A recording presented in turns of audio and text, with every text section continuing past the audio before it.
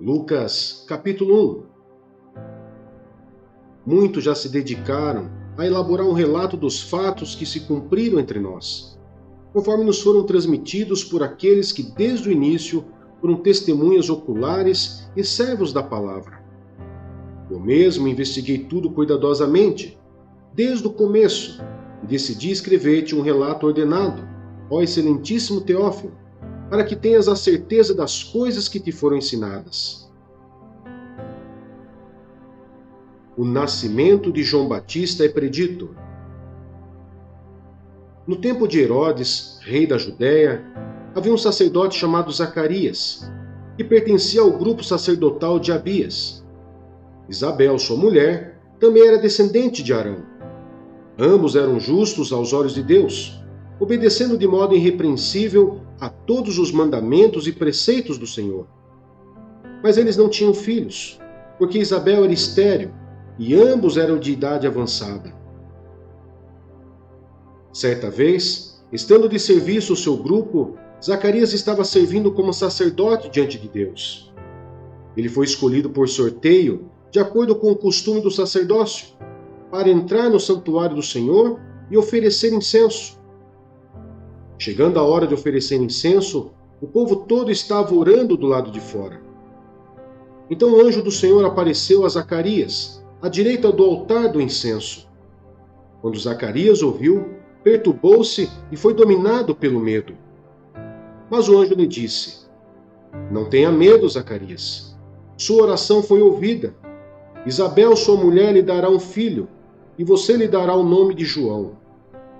Ele será motivo de prazer e de alegria para você, e muitos se alegrarão por causa do nascimento dele, pois será grande aos olhos do Senhor. Ele nunca tomará vinho, nem bebida fermentada, e será cheio do Espírito Santo desde antes do seu nascimento. Fará retornar muitos dentre o povo de Israel ao Senhor, o seu Deus, e irá diante do Senhor, no espírito e no poder de Elias, para fazer voltar o coração dos pais a seus filhos, e os desobedientes à sabedoria dos justos, para deixar um povo preparado para o Senhor. Zacarias perguntou ao anjo: Como posso ter certeza disso? Sou velho e minha mulher é de idade avançada. O anjo respondeu: Sou Gabriel, o que está sempre na presença de Deus. Fui enviado para lhe transmitir essas boas novas. Agora você ficará mudo. Não poderá falar até o dia em que isso acontecer, porque não acreditou em minhas palavras, que se cumprirão no tempo oportuno. Enquanto isso, o povo esperava por Zacarias, estranhando sua demora no santuário. Quando saiu, não conseguia falar nada. O povo percebeu então que ele tivera uma visão no santuário. Zacarias fazia sinais para eles, mas permanecia mudo. Quando se completou seu período de serviço, ele voltou para casa. Depois disso, Isabel, sua mulher, engravidou e durante 5 meses não saiu de casa. E ela dizia: Isto é obra do Senhor. Agora ele olhou para mim favoravelmente, para desfazer a minha humilhação perante o povo. O nascimento de Jesus é predito. No 6º mês, Deus enviou o anjo Gabriel a Nazaré, cidade da Galiléia, a uma virgem prometida em casamento a certo homem chamado José, descendente de Davi. O nome da virgem era Maria. O anjo, aproximando-se dela, disse: Alegre-se, agraciada. O Senhor está com você. Maria ficou perturbada com essas palavras, pensando no que poderia significar essa saudação. Mas o anjo lhe disse: Não tenha medo, Maria. Você foi agraciada por Deus. Você ficará grávida e dará à luz um filho, e lhe porá o nome de Jesus. Ele será grande e será chamado Filho do Altíssimo. O Senhor Deus lhe dará o trono de seu pai Davi, e ele reinará para sempre sobre o povo de Jacó. Seu reino jamais terá fim. Perguntou Maria ao anjo: Como acontecerá isso se sou virgem? O anjo respondeu: O Espírito Santo virá sobre você, e o poder do Altíssimo a cobrirá com a sua sombra. Assim, aquele que há de nascer será chamado Santo, Filho de Deus. Também Isabel, sua parenta, terá um filho na velhice.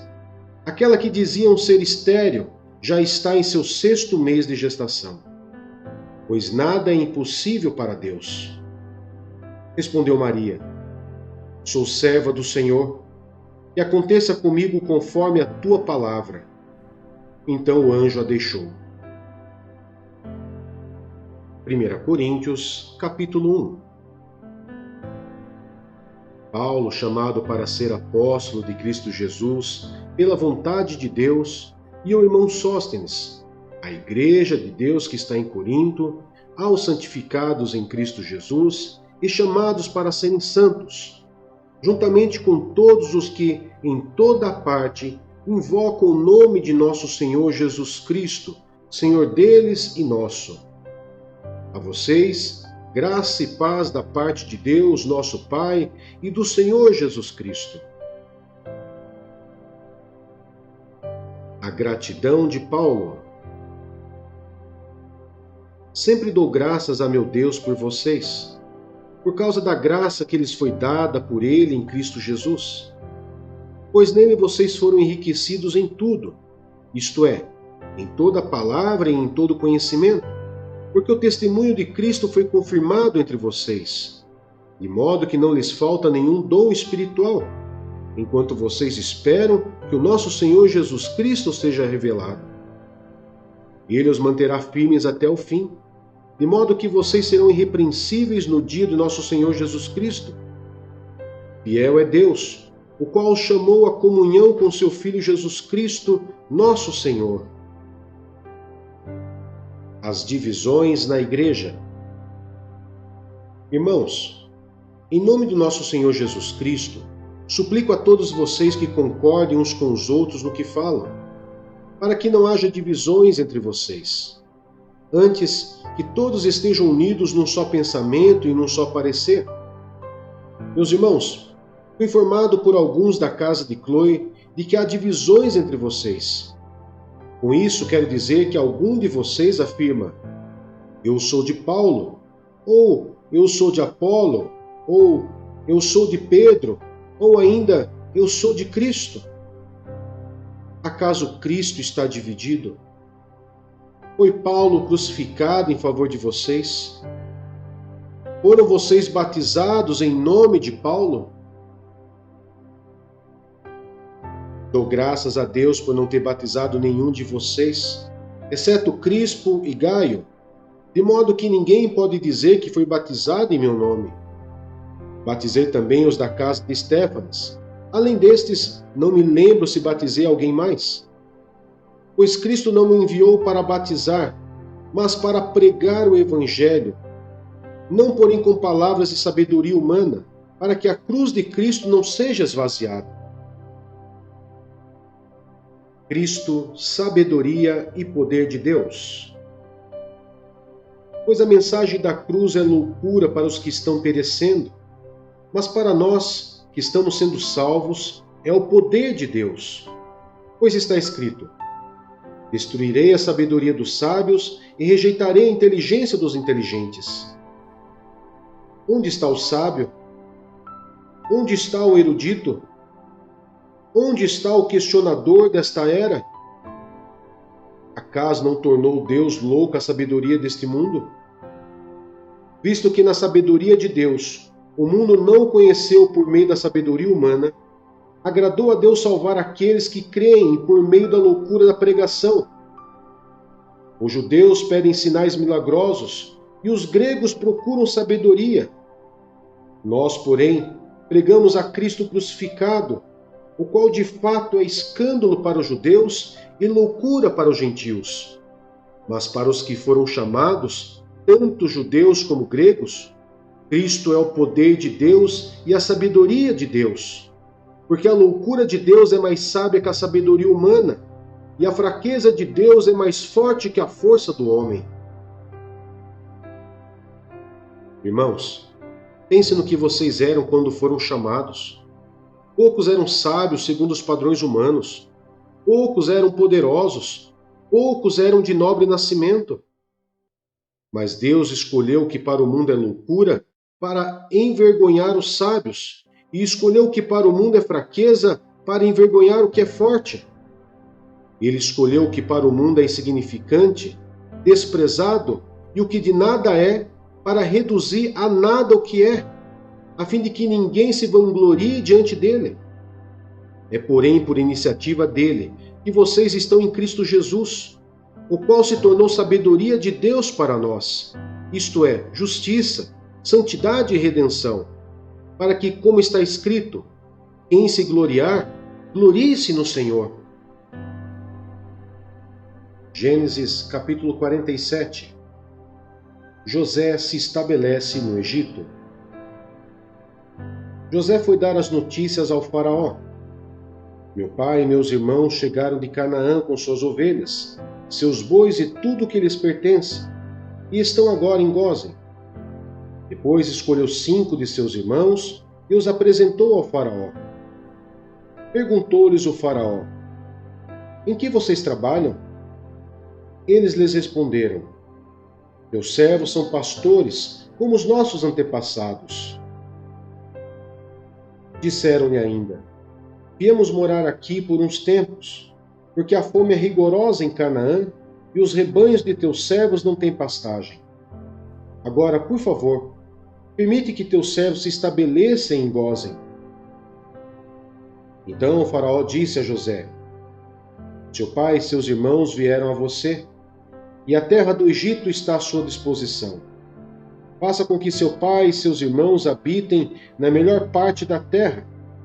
Deixe-os morar em Gósen. E se você vir que alguns deles são competentes, coloque-os como responsáveis por meu rebanho.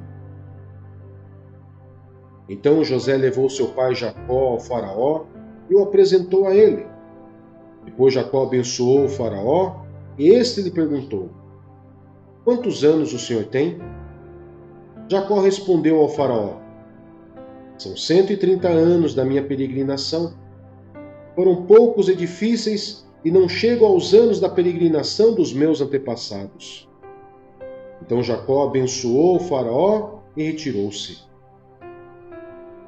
José instalou seu pai e seus irmãos e deu-lhes propriedade na melhor parte das terras do Egito, na terra de Ramassés, conforme a ordem do faraó. Providenciou também sustento para seu pai, para seus irmãos e para toda a sua família, de acordo com o número de filhos de cada um. Os anos de fome.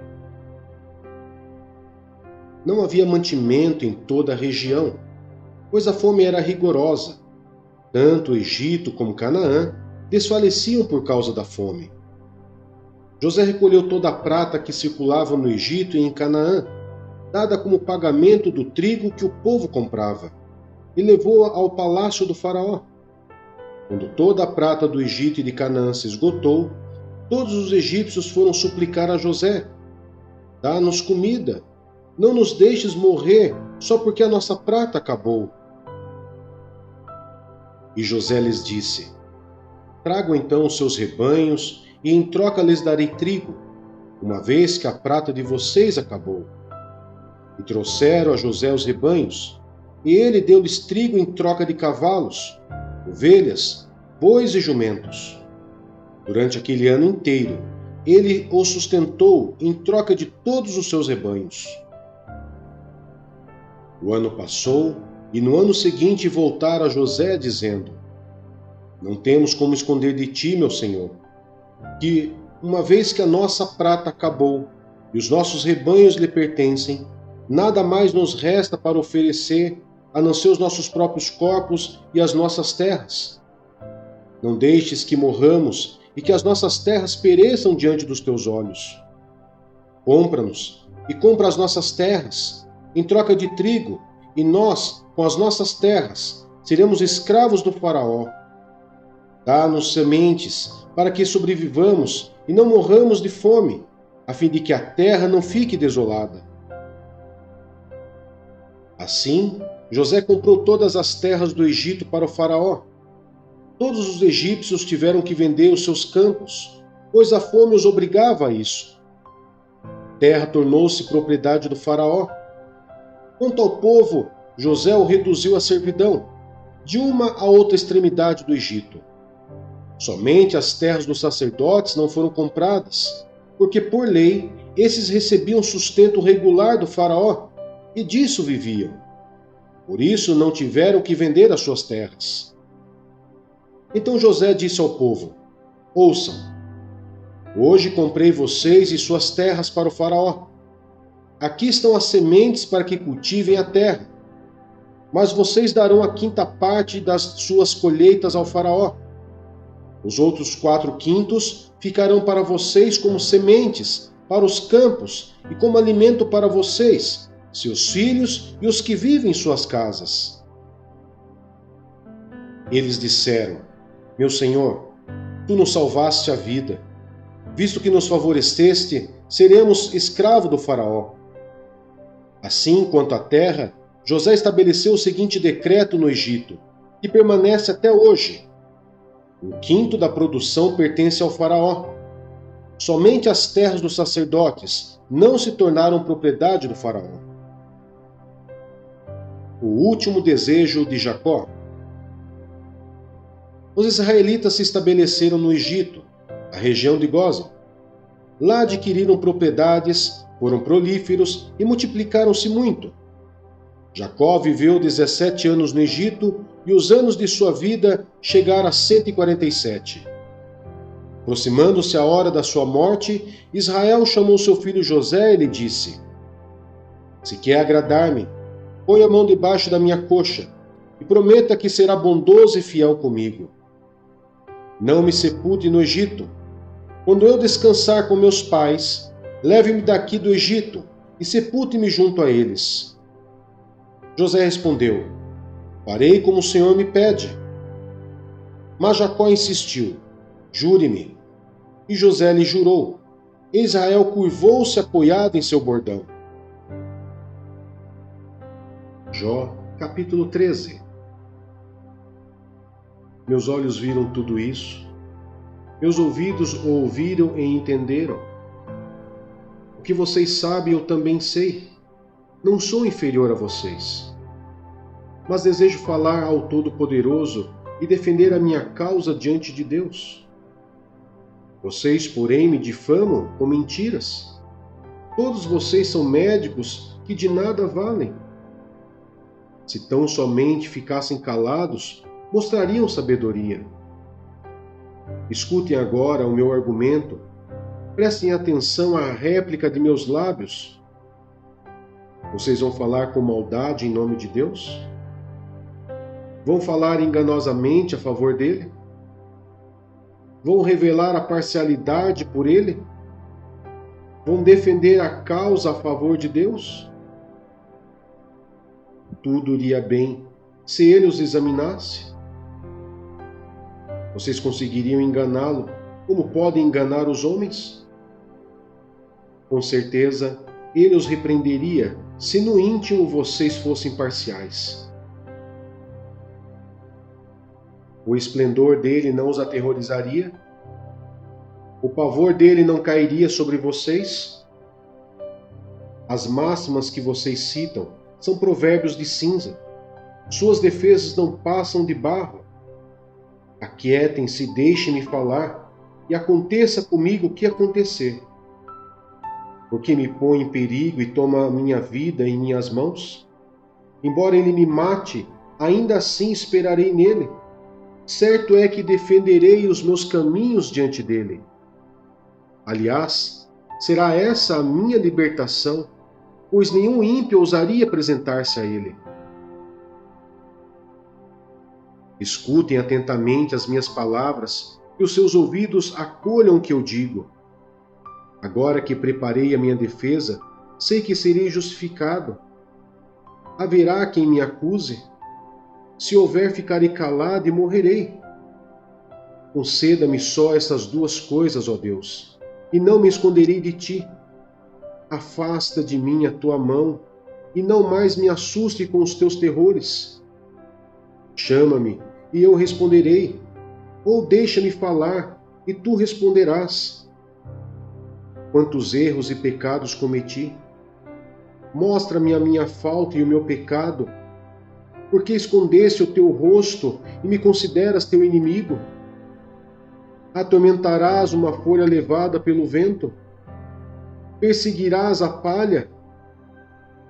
Pois fazes constar contra mim coisas amargas e me fazes herdar os pecados da minha juventude. Acorrentas os meus pés e vigia todos os meus caminhos, pondo limite aos meus passos.